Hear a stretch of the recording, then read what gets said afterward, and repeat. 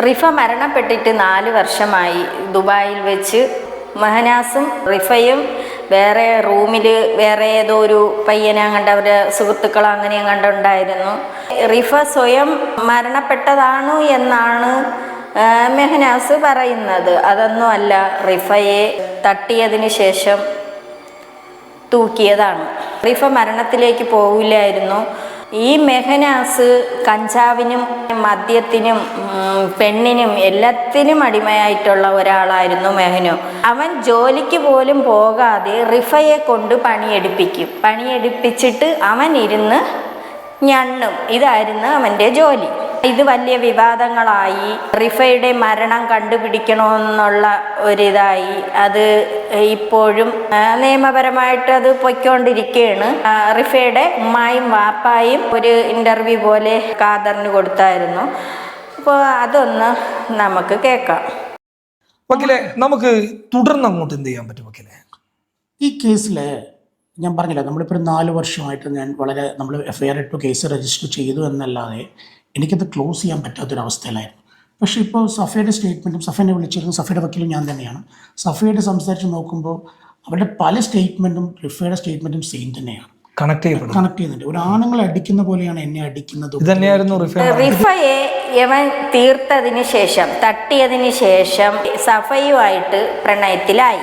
അവര് എങ്ങനെ social media വഴിയോ അവരെങ്ങനെയോ പ്രണയത്തിലായി അവർ വിവാഹം കഴിച്ചു.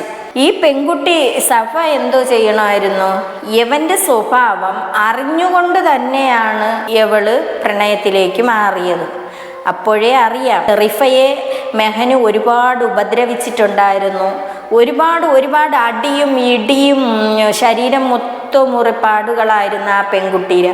അവസാന ഘട്ടത്തിൽ അതിന് ജോലി സ്ഥലത്ത് നിന്നങ്ങോട്ട് വിളിച്ചു വരുത്തി വന്നിട്ട് അവിടെ എന്തൊക്കെയോ വിഷയങ്ങളായി തീർക്കുകയാണ് ചെയ്തത്. അതുപോലെയാണ് രണ്ടാമത് യവൻ സ്നേഹിച്ച പെണ്ണായ സഫയെയും ഇതുപോലെ ചെയ്തത്. കല്യാണം കഴിഞ്ഞ് കുറച്ച് നാളാവും മുമ്പ് തന്നെ അവരെ ജീവിതത്തിലും പ്രശ്നങ്ങൾ തുടങ്ങി. യവന് മയക്കുമരുന്നും അടിച്ച്, സഫ പറയുന്നുണ്ട് ടോയ്ലറ്റിൻ്റെ ആ ഭാഗത്തൊക്കെ ഇതുപോലെ മയക്കുമരുന്നിൻ്റെ പൊടിയോ അങ്ങനെ എന്തൊക്കെയോ ഉണ്ടായിരുന്നു. അതുപോലെ മദ്യത്തിൻ്റെ ഇതും. അവൻ അല്ലാതെ മൊബൈലൊക്കെ നോക്കിയപ്പോൾ തന്നെ പെണ്ണ് കേസെല്ലാം ഇതെല്ലാം ഉള്ളതാണ്. പെൺവാണിപ്പത്തിലൊക്കെ ഉള്ള ഒരുത്തനാണ് യവൻ.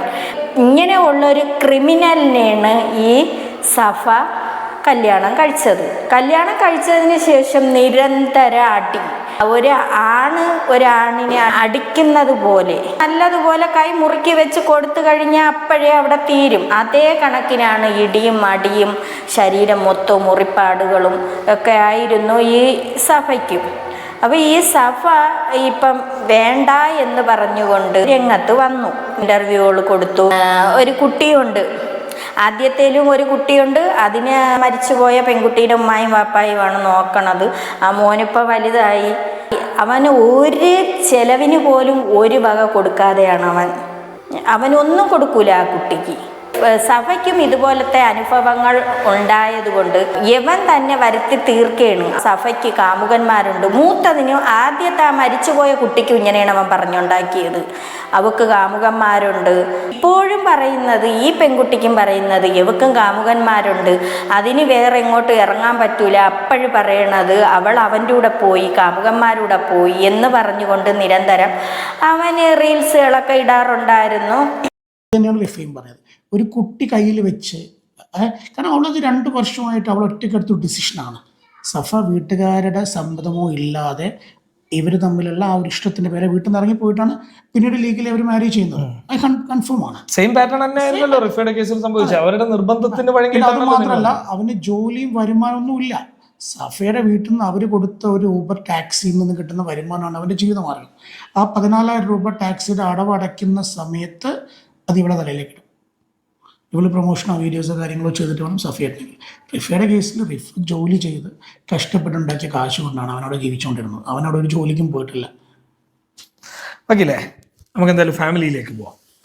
വാപ്പി, ഒരുപക്ഷെ ഞാൻ ഇതിനിടയിൽ ഒരു അഭിമുഖം നടത്തുമ്പോൾ വാപ്പിയുടെ കാര്യം പറയുമ്പോൾ എൻ്റെ കണ്ണിന്ന് പെട്ടെന്ന് വെള്ളം വന്നു എന്നുള്ളതാണ്. കാരണം ഞാൻ ആ പറഞ്ഞതൊരു റിയാലിറ്റിയാണ്. വാപ്പി ഖബറിൻ്റെ അടുത്ത് പോകും. ഉമ്മയെ എന്നോട് പറയും, എന്നോട് വാപ്പി അറിയാതെ തന്നെ ഉമ്മി വിളിക്കാറുണ്ട്.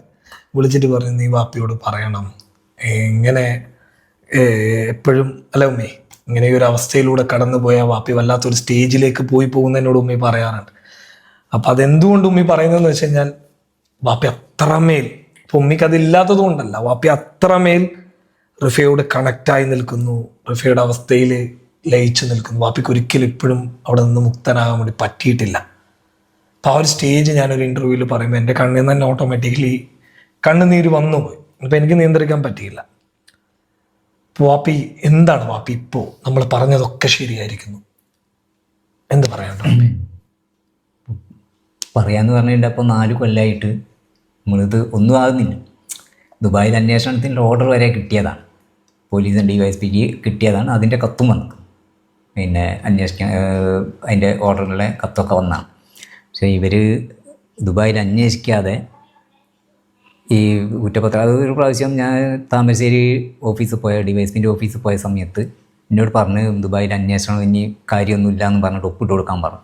അപ്പോൾ ഞാൻ ഒപ്പിട്ട് കൊടുത്തില്ല. ഞാൻ പറഞ്ഞു ഞാൻ ഒപ്പിടില്ല, എനിക്ക് ദുബായിൽ അന്വേഷണം വേണം, അത് നിർബന്ധമാണ്.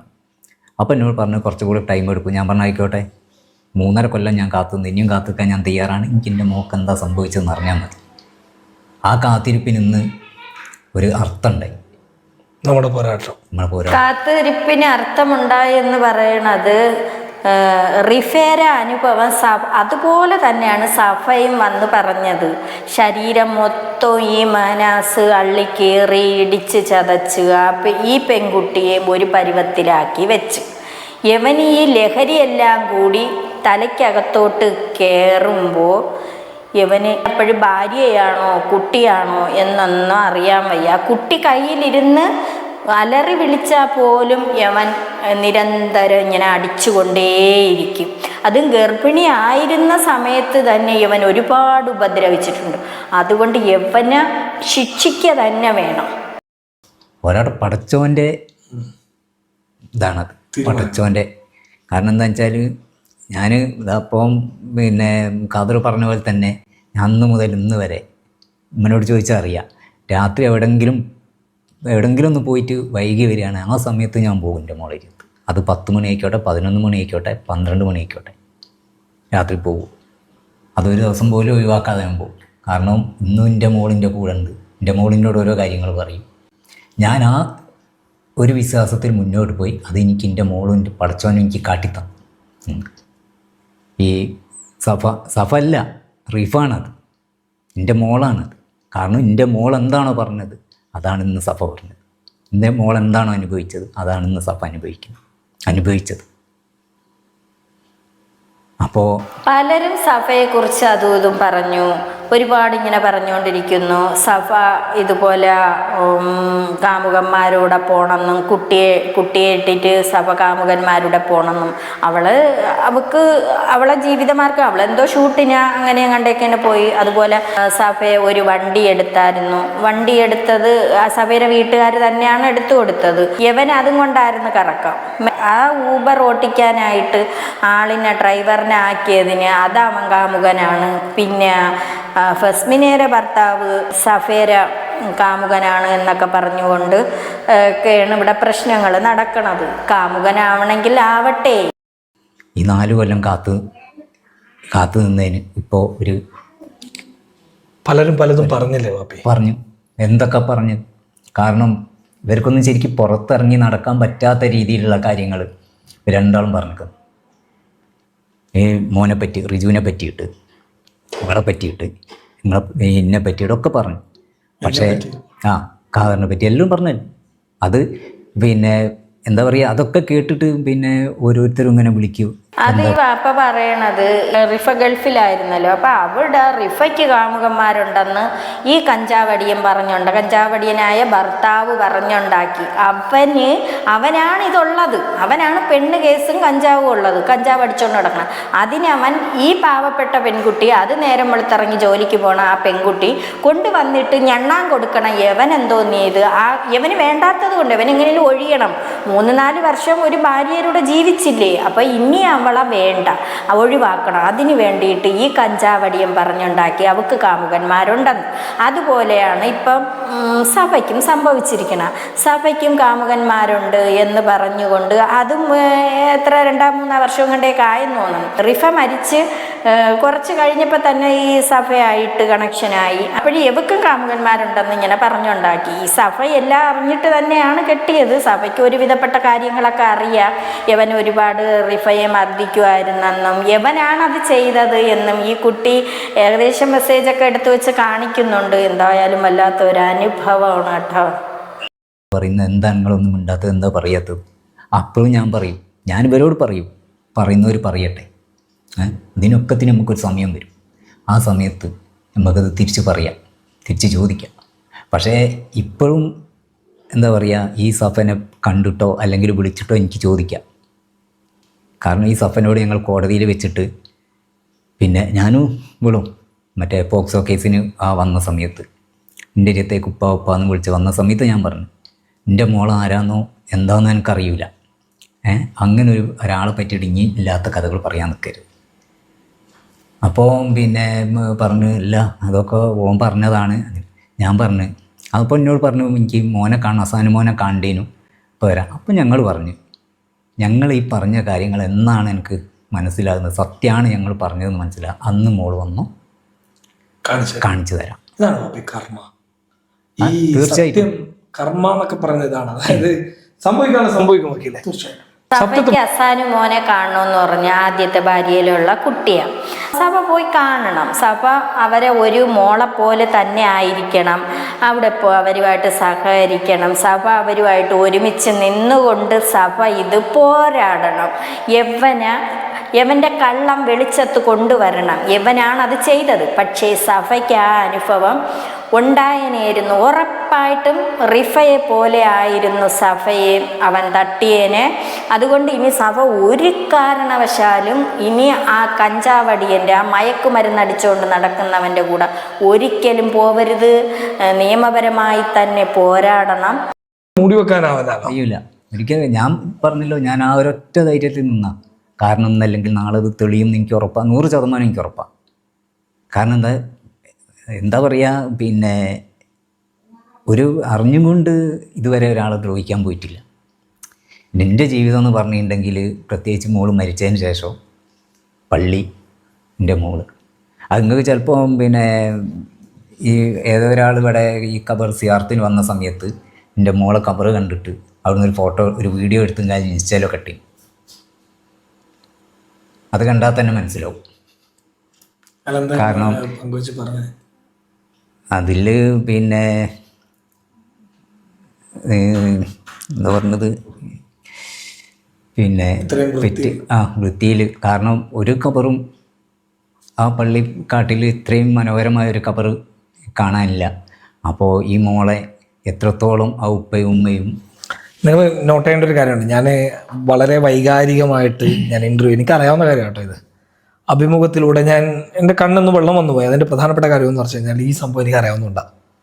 വക്കീലെ, വാപ്പി ഈ ഖബറിൻ്റെ, ഈ റിഫയുടെ ഖബറിൻ്റെ അരികിൽ ഒരു ചെടി പോലും മുളക്കാൻ വാപ്പി സത്യം പറഞ്ഞെങ്കിൽ, അല്ലെങ്കിൽ ഒരു പൊടി കഷ്ണം പോലും ആ ഖബറിൻ്റെ അരികിലേക്ക് വരാൻ ഇഷ്ടപ്പെടാറില്ല എന്നുള്ളതാണ്. അതാണ് ഒരാൾ ഇൻസ്റ്റാഗ്രാമിൽ ഒരു പോസ്റ്റ് കൊണ്ടുവച്ച്.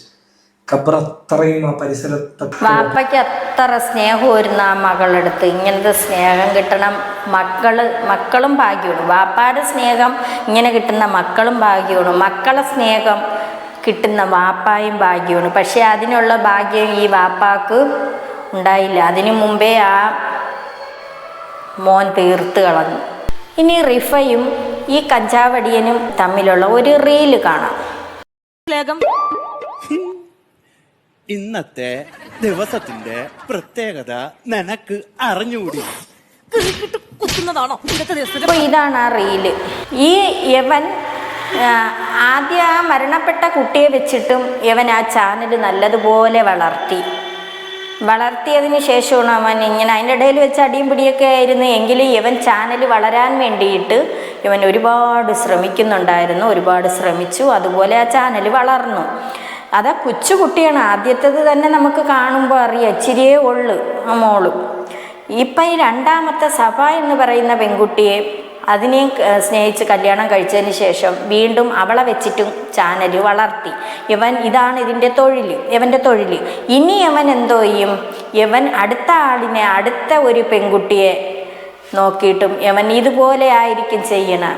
പെൺപിള്ളേരെ നിങ്ങൾ ദയവ് ചെയ്ത് ഈ 2 പെൺപിള്ളേർക്കും ഒരേ അനുഭവമാണ് ഉണ്ടായിരിക്കുന്നത്. ആദ്യത്തേതിനെ തല്ലിച്ചതച്ച് തീർത്ത്, പിന്നെ അതിനുശേഷം രണ്ടാമത്തതിനെയും അതുപോലെ ചെയ്യാനുള്ള ശ്രമം ഈ മയക്കുമരുന്നിനടിമയായ മദ്യത്തിനടിമയായ യവൻ വീണ്ടും അതുപോലെ തന്നെ ചെയ്യാനൊരുങ്ങി ശരീരത്തിൽ മൊത്തവും ഇടിച്ചും അടിച്ചും അതിന് ഒരുപാട് ഉപദ്രവങ്ങൾ ചെയ്തു. അവസാനം ആ പെൺകുട്ടിക്കും കാമുകനുണ്ട് എന്നവൻ വരുത്തി തീർക്കാൻ ഇവൻ ഒരുപാട് ശ്രമങ്ങൾ ചെയ്തിട്ടുണ്ട്. അതിനുവേണ്ടി ഓരോരുത്തരുടെ പേരുകളും ഇവൻ എടുത്തു പറയുകയാണ് ചെയ്തത്. ഇനി ആരും ഈ വലയിൽ ചെന്ന് വീഴാതിരിക്കുക, ഇവൻ്റെ ഈ ക്രിമിനലിൻ്റെ വലയിൽ ചെന്ന് ആരും വീഴാതിരിക്കുക. സഫ റിഫേര വീട്ടുകാരുമായിട്ട് ഒരുമിച്ചിട്ട് അവർക്കൊപ്പം നിന്ന് ഇത് തെളിയിക്കുക തന്നെ വേണം. സഫയുടെ മനസ്സിൽ എന്തുണ്ടോ, സഭ എന്ത് ഇവനെക്കുറിച്ച് അറിഞ്ഞിട്ടുണ്ടോ അതെല്ലാം തുറന്നു പറയുക തന്നെ വേണം. 2 പാർട്ടിക്കാരും കൂടെ ഒരുമിച്ച് നിന്നാൽ മാത്രമേ ഈ കേസ് തെളിയിക്കാൻ പറ്റൂ.